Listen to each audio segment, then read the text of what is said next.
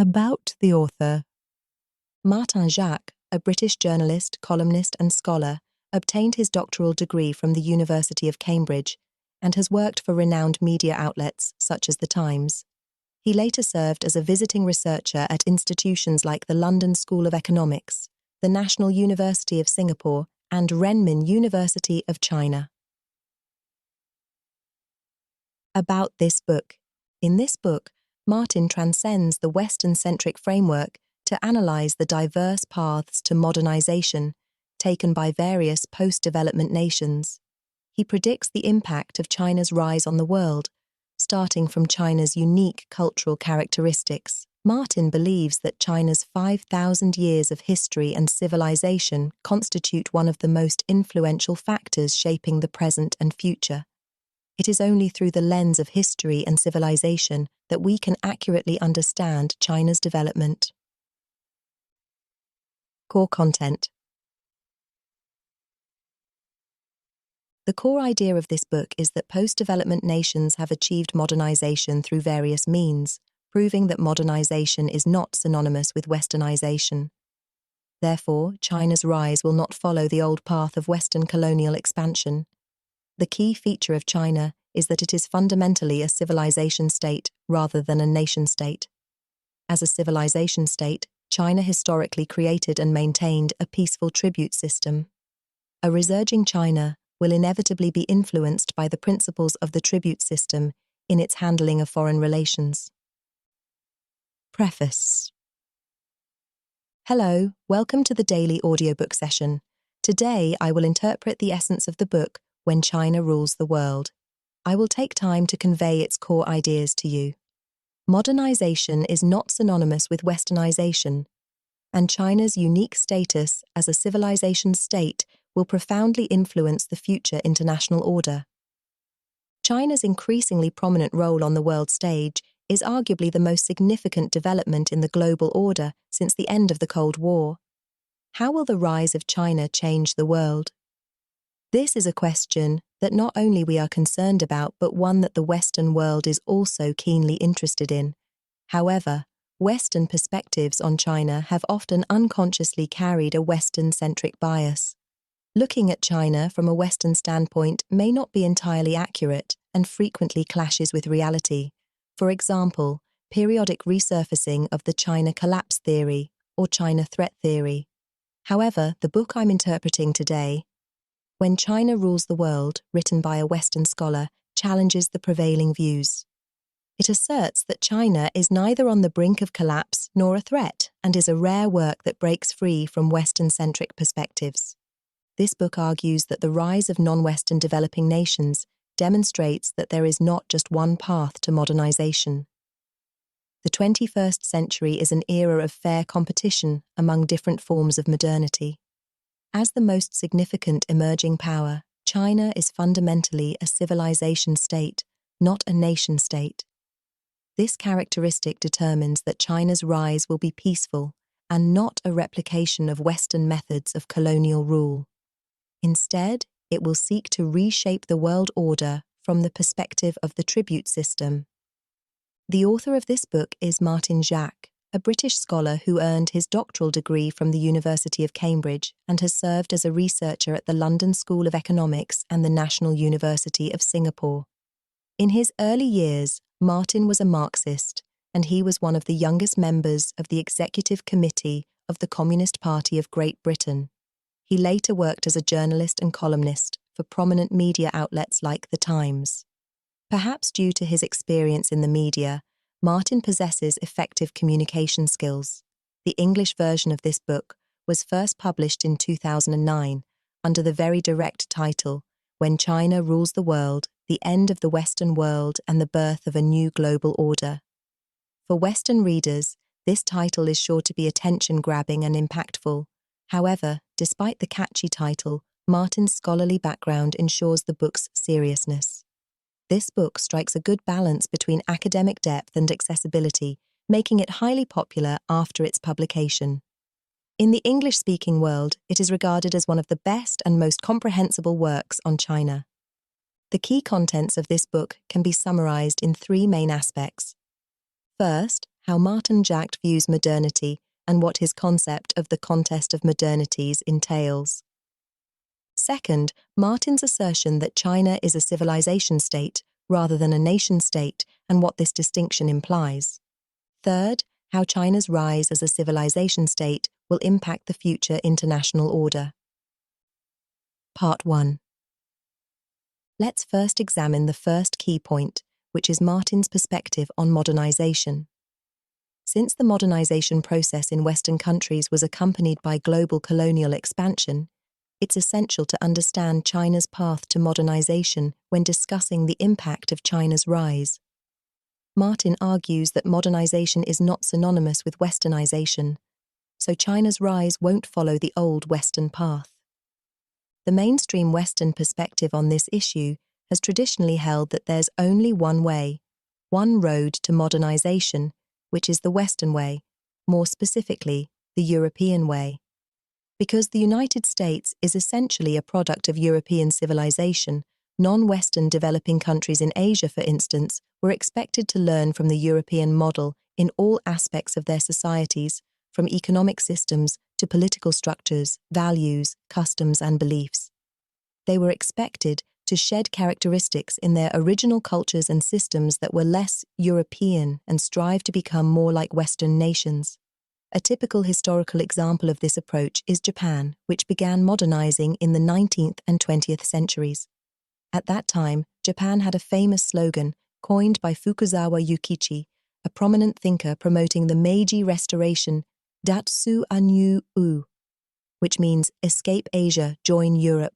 This slogan essentially meant that Japan aimed to westernize comprehensively, using European countries as a benchmark and to completely depart from the traditional customs of East Asia, transforming into a Western-style nation in Asia.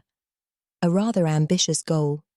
The belief that modernization equals westernization has had a profound and lasting impact. Not only in the case of Japan, but also well into the late 20th century, many people continued to subscribe to and develop this theory.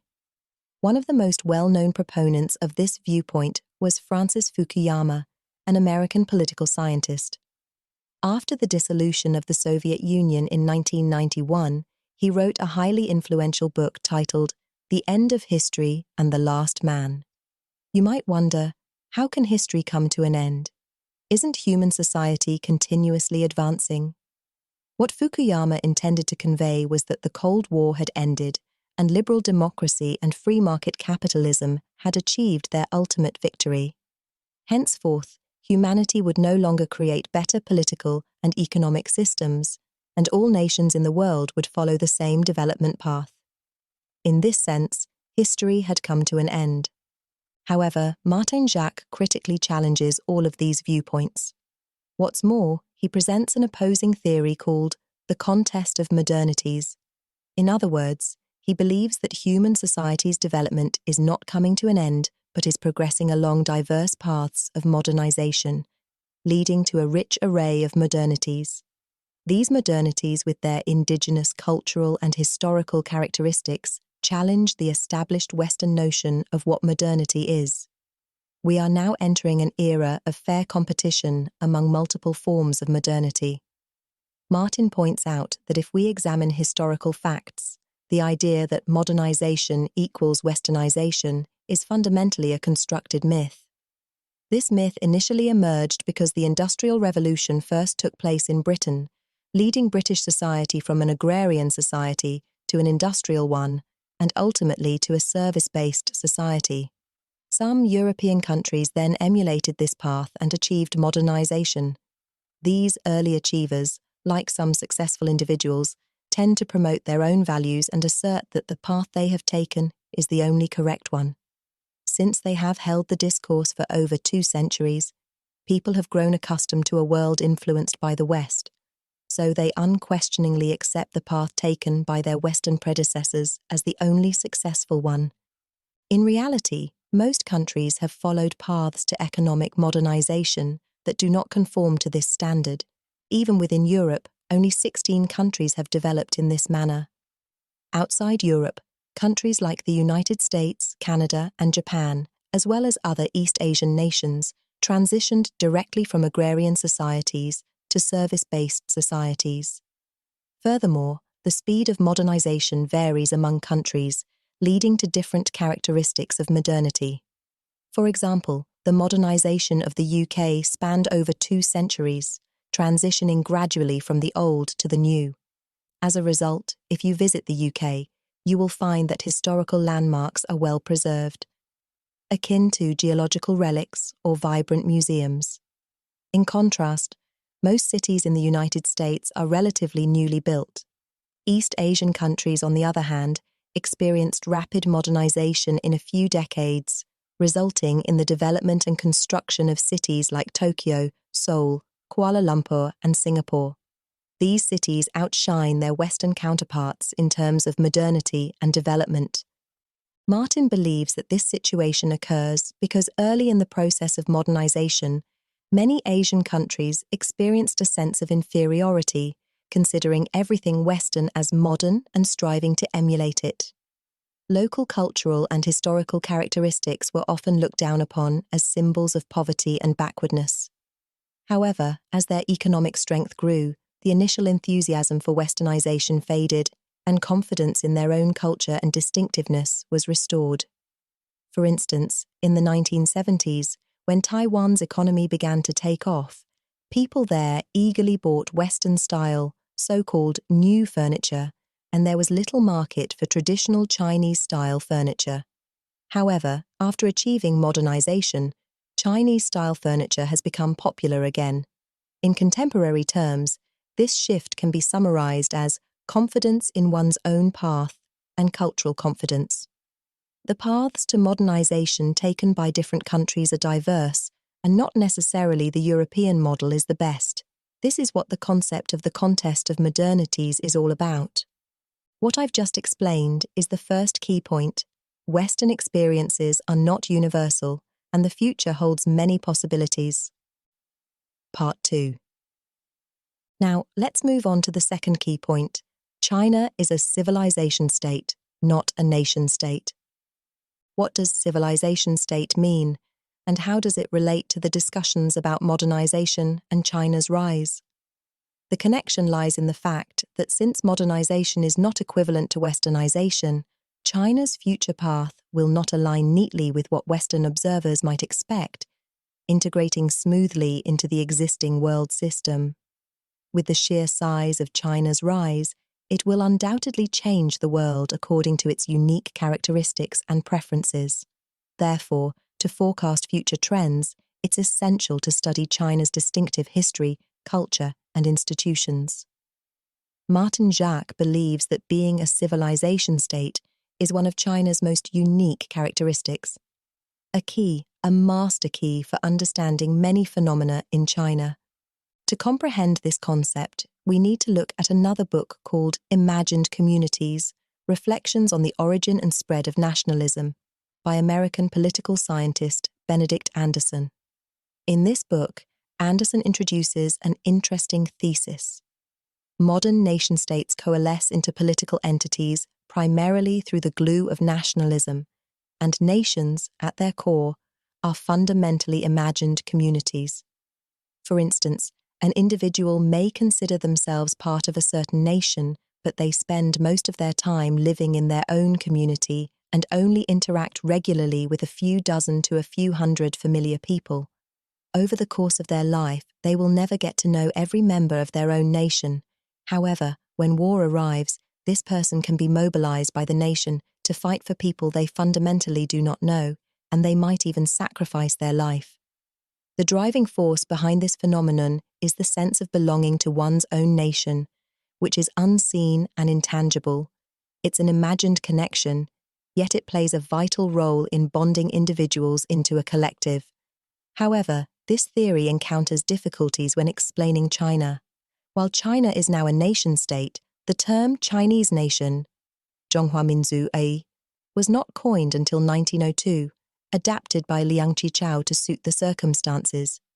The creation of this term was a response to Western dominance and a result of the realization that China was incapable of resisting Westernization. Now, think about this. More than a century ago, China, as a concrete entity, regardless of whether it was called the Qing dynasty, the Ming dynasty, the Yuan dynasty, or the Tang dynasty, had already existed for thousands of years. Throughout that extensive historical period, what glue held together the vast territory of China? Jacques believes that this glue is the Chinese civilization, characterized by the use of a common written language and the influence of Confucian thought.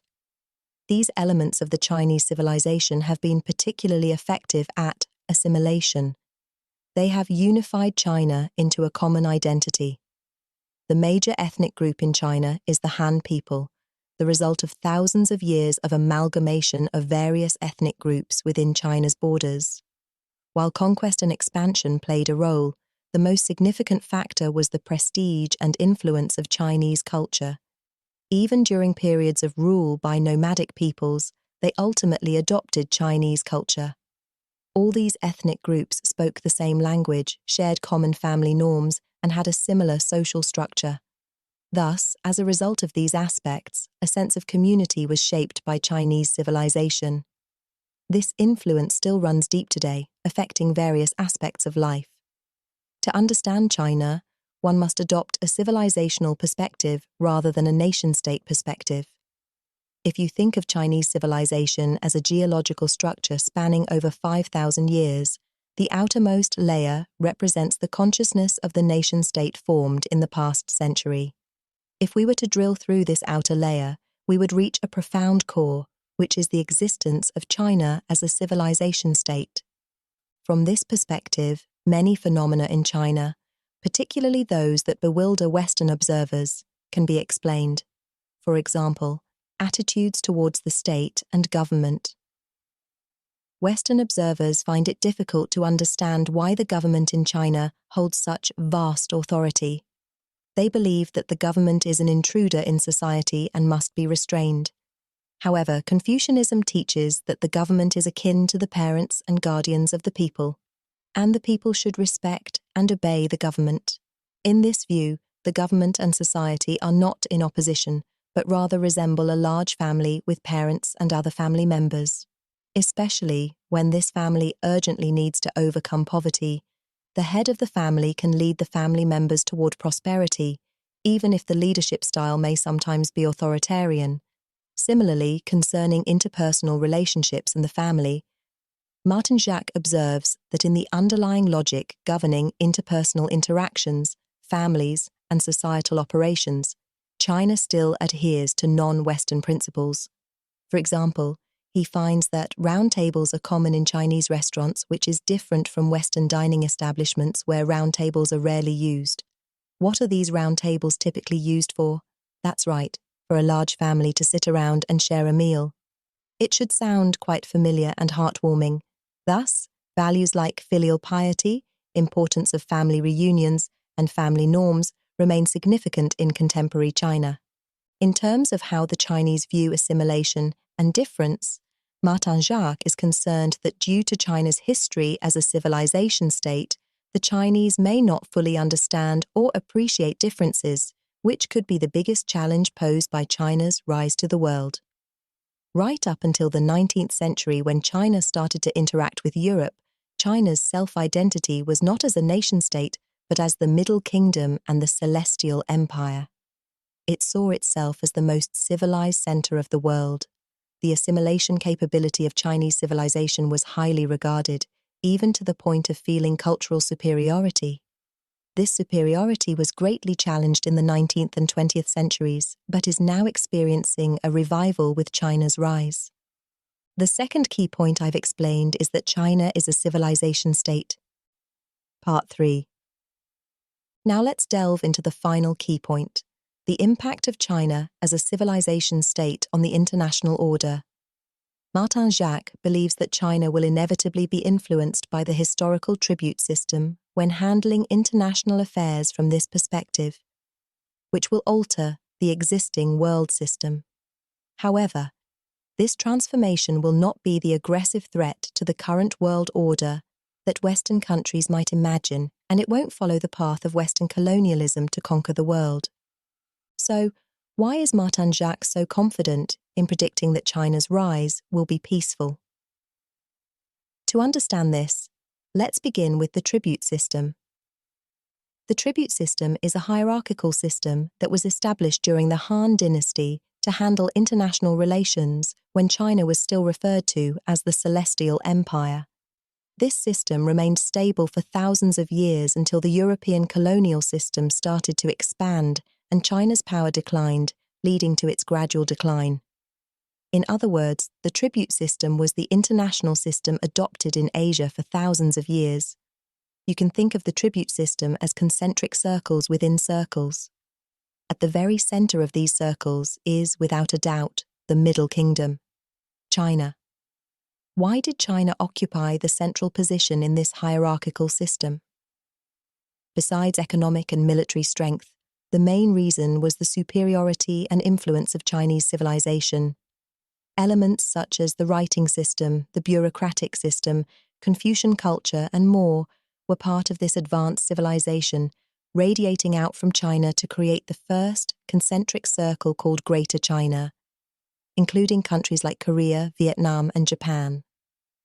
These nations were deeply influenced by Chinese civilization, and this influence remains apparent today. The second concentric circle includes landlocked Asian countries like Mongolia. The third concentric circle encompasses Southeast Asian countries like Thailand and Myanmar. These countries recognized China's authority and superiority and, to varying degrees, adopted Chinese culture and institutions, engaging in symbolic tribute. In return, China would reciprocate with symbolic gifts, grant trade privileges, and provide protection. What is most interesting about this system, and what differentiates it from later Western colonial systems, is that China, despite having overwhelming dominance in the system, did not seize territory and exploit it as Western countries did with their colonies. What China mainly received was symbolic and ceremonial authority. As long as the suzerain power's authority was recognized, this essentially satisfied their interests, and there was minimal use of coercive power to interfere with the internal affairs of other countries. As a result, this system was rather loose and maintained for thousands of years primarily through China's strength and cultural attractiveness. Therefore, from this perspective, Martin Jacques believes that China, as a civilization state, fundamentally will not behave according to the playbook of Western nation-states. Take the example of Zheng He's voyages as an illustration. Zheng He's voyages to the Western seas took place before Christopher Columbus, and his fleet travelled as far as East Africa. However, he did not colonize these regions or take slaves.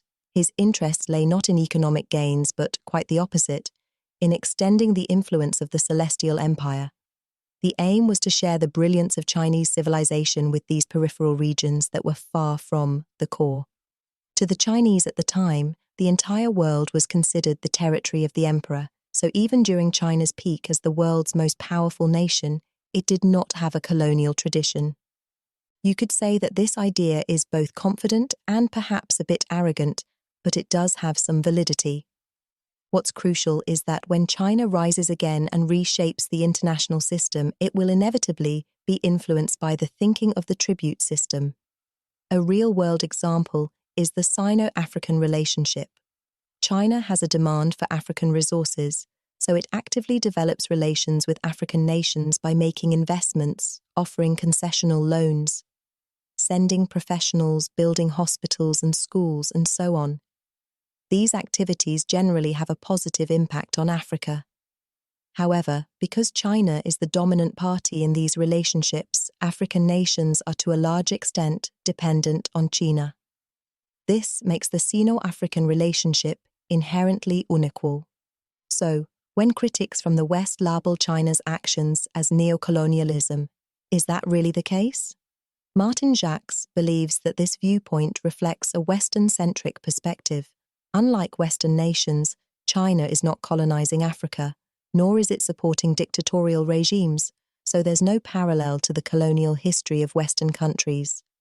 A more reasonable explanation is that China in Africa is similar to its historical approach to relations with East Asian countries, where it holds a position of dominance but coexists peacefully and benefits mutually.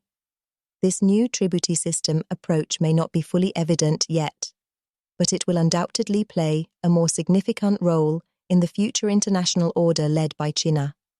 In summary, Martin Jacques' view is that China's rise, influenced by its status as a civilization state, is unlikely to follow the path of Western nations and colonialism. Instead, it will bring a different perspective and approach to international relations and contribute to the evolution of the international order. Summary.